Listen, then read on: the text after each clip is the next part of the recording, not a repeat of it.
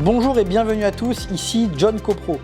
Dans cette vidéo, je vais vous parler de copropriété et plus précisément de son organe exécutif et administratif, le fameux syndic. Allez, c'est parti, juste après ça.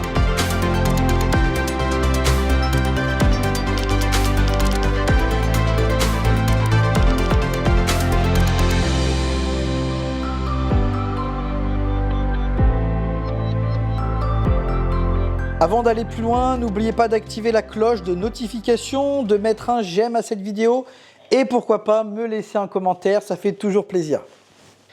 Le grand jour est arrivé, vous et plusieurs copropriétaires êtes décidés à changer de syndic. Mais vous vous dites comment faire?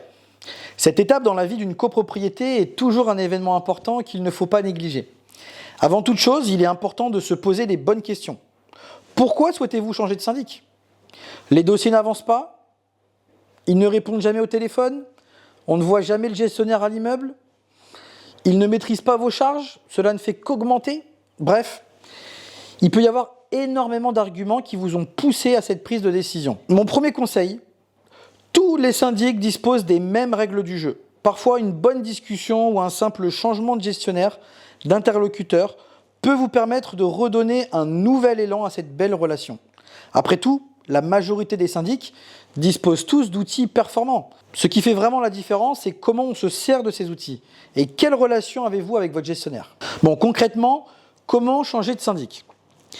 Il faut savoir que la validation d'une mission de syndic, pour un renouvellement ou pour une nouvelle élection, doit obligatoirement être adoptée par une majorité de copropriétaires en assemblée générale. Il faut donc bien se préparer à l'avance et ne pas avancer tête baissée.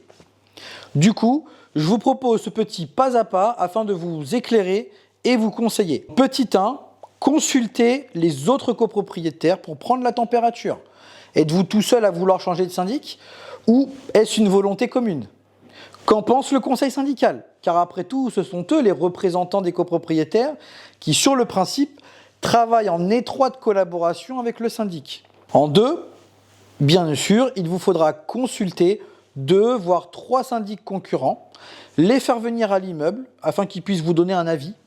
Et il vous faudra bien sûr rédiger un rapport sur les avantages et les inconvénients de chacun des candidats selon vos besoins.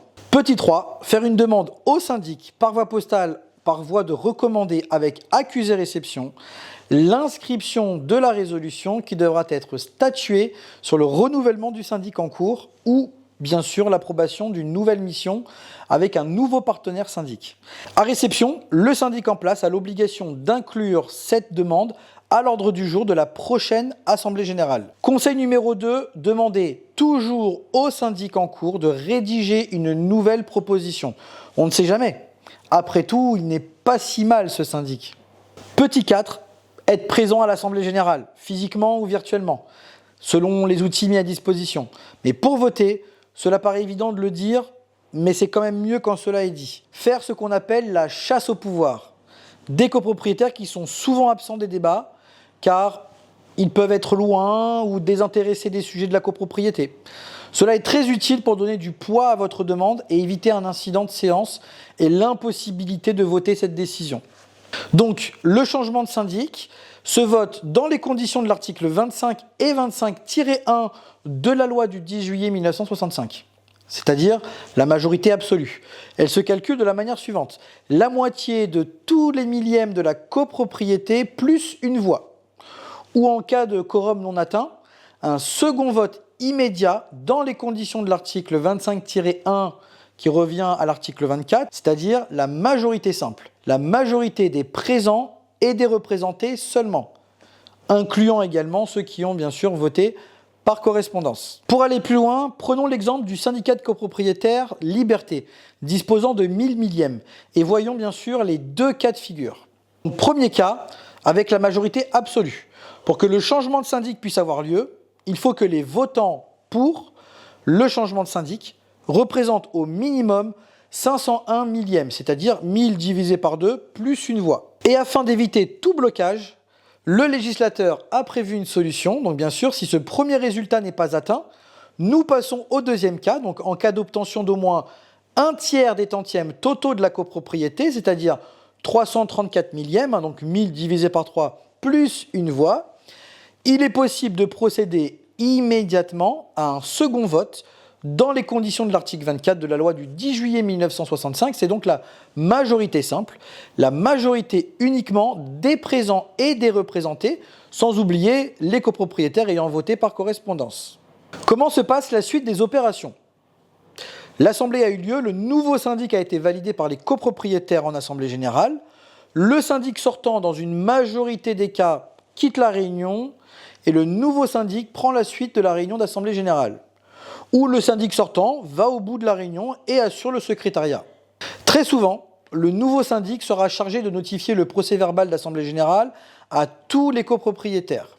L'assemblée générale, une fois terminée, un premier délai variable d'une durée d'1 mois démarre. C'est dans ce délai au cours duquel le nouveau syndic doit notifier le procès-verbal à tous les copropriétaires. Une fois notifié, un deuxième délai, mais fixe, celui-ci par contre démarre pour une durée de 2 mois, durant lequel tout copropriétaire qui soit absent ou ayant voté contre une décision, c'est-à-dire un opposant à une décision, peut saisir un avocat pour faire un recours contre une ou plusieurs décisions prises par les copropriétaires. Bien évidemment, parce qu'il y a un motif légitime et sérieux, c'est-à-dire un préjudice. Passé ce délai, les décisions deviennent définitives. Revenons à l'élection du nouveau syndic. Pour lui, un gros travail démarre. Il doit récupérer auprès de l'ancien syndic, dans un délai d'1 mois, l'intégralité des documents et des comptes pour pouvoir assurer ses nouvelles missions et assurer une continuité. Donc pour résumer, pour pouvoir changer de syndic, il faut que vous fassiez une analyse de vos besoins et faire un appel d'offres auprès de plusieurs candidats potentiels. Ensuite, vous devez faire bien sûr une demande officielle par voie de recommandé avec accusé réception à votre syndic pour que cette question soit inscrite à l'ordre du jour de la prochaine assemblée générale. De présenter les candidats lors de cette même réunion. Et voilà, le tour est joué, le nouveau candidat est élu et s'occupera de tous les détails administratifs et comptables de votre copropriété.